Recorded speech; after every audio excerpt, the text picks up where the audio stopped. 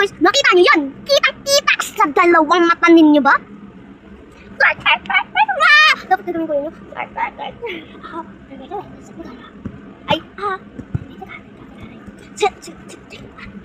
wow, right? Gaano ako kaganda?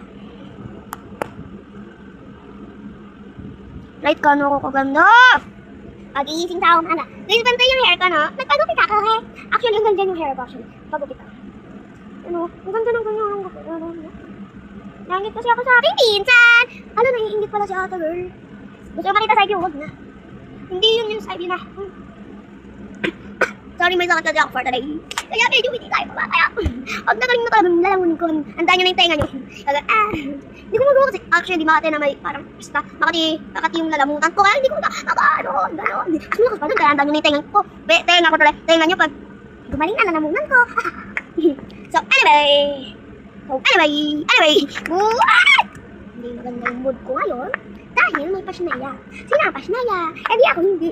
Yung pasnaya ay si hotdog. Buwan alam niyo ba hindi pa ako kumakain ng bad words yung sasabihin ko. Pero, hindi ko siya nasabi. Bakit mo sasabihin? Hindi nag-iisip. Kahit may nunalo, bubo pa din. So, ayun na lang. Di ako mga baka. Bye-bye!